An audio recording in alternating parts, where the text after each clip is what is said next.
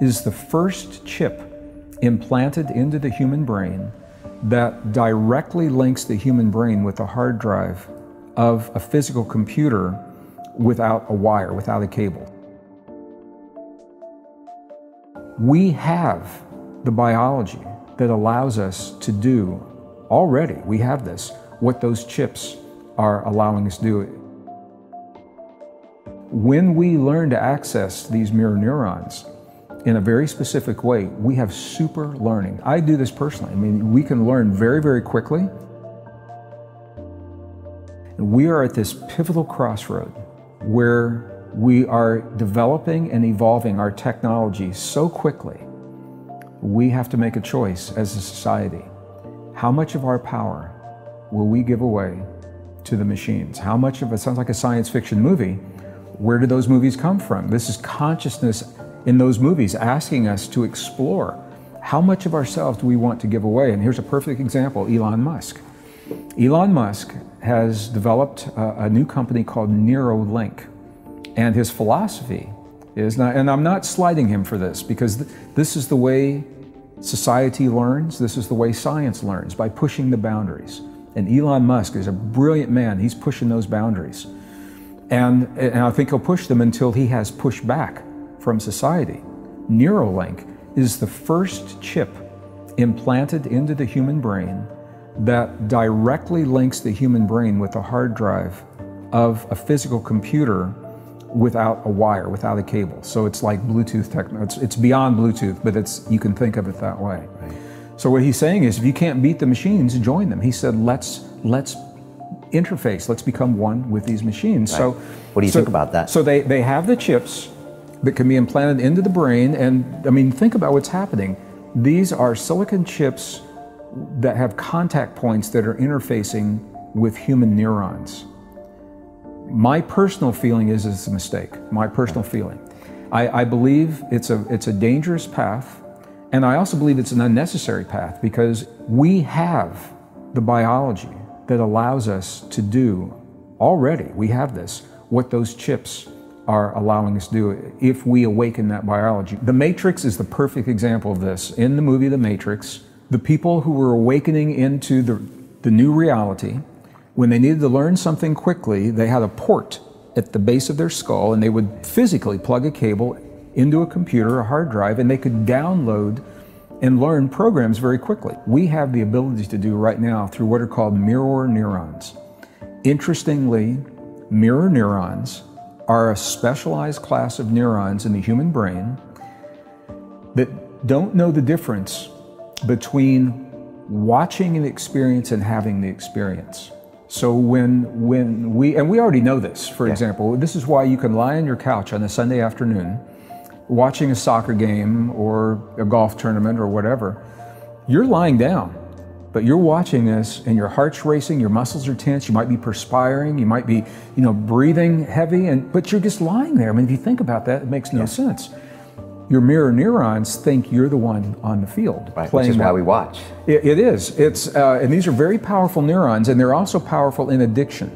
This is why pornography, for example, is so powerful. It's so addicting, because when someone witnesses those images with the mirror neurons, it triggers the oxytocin and the same dopamine, the same very addictive chemistry, because the brain doesn't know the difference between watching and having the experience. So these are the bad things that we hear. The good things that we don't often hear is because the brain doesn't know the difference. When we learn to access these mirror neurons in a very specific way, we have super learning, Brian. We can learn, so I do this personally. I mean, we can learn very, very quickly.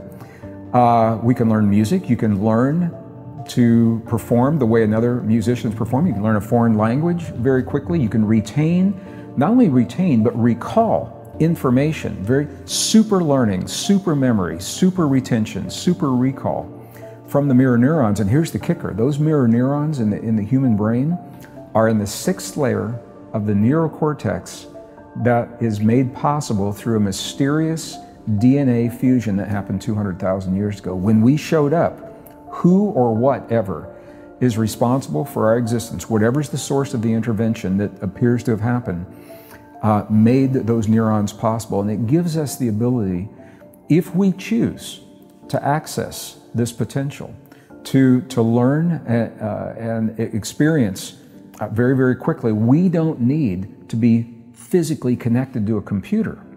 But this is an example of where, if we don't know that, and we go down this road, I mean, it won't stop there. We end up giving our power away to a device. And you've heard the old axiom, if use it or lose it.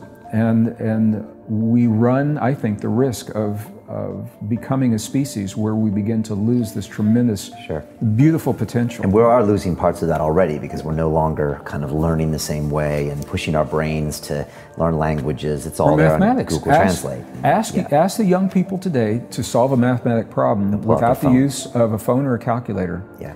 Now, I come from a generation, and this has all happened in one generation. When I was in school back in the 1950s, 60s, early 70s, engineers were putting the first man on the moon using a slide rule. Yeah. Now, some of our viewers don't even know what a slide rule is, but it is the precursor it has no electricity.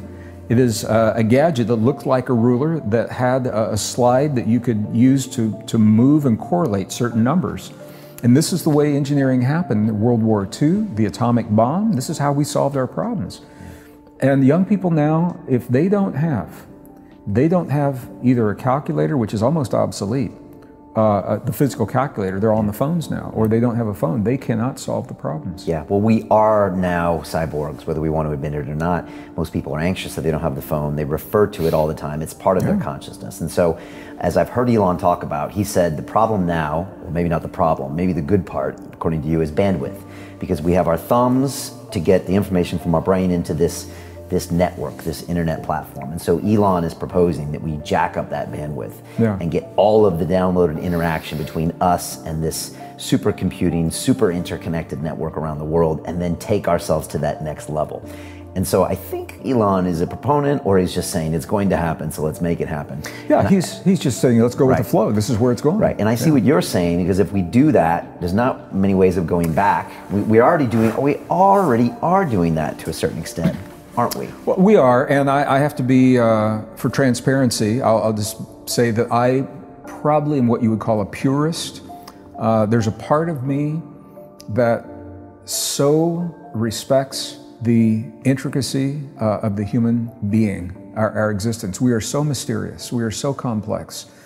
And every time scientists think they've got it nailed, it's all buttoned up, and they think they understand that they don't know what's really happening. Human brain states is a perfect example. We can talk about that in just a moment. I think until we fully understand who we are and our potential, it's a mistake.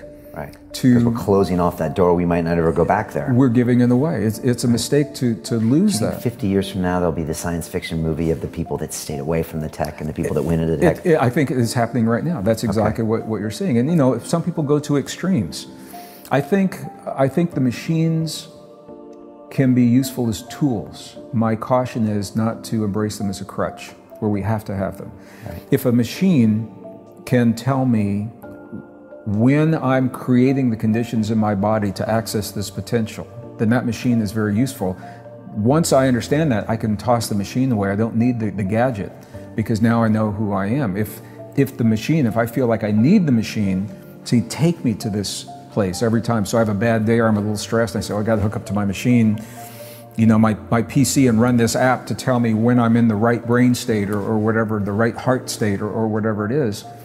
And I think that's where we run the risk, and we have to be conscious. We have to be conscious and cautious as we do this. I'm tripping on a little bit because I wanted to go back. I'm not slighting Elon Musk. He is of a different generation than we are. He's an entrepreneur. He's done amazing things. He sees potential, and he says, let's explore this potential.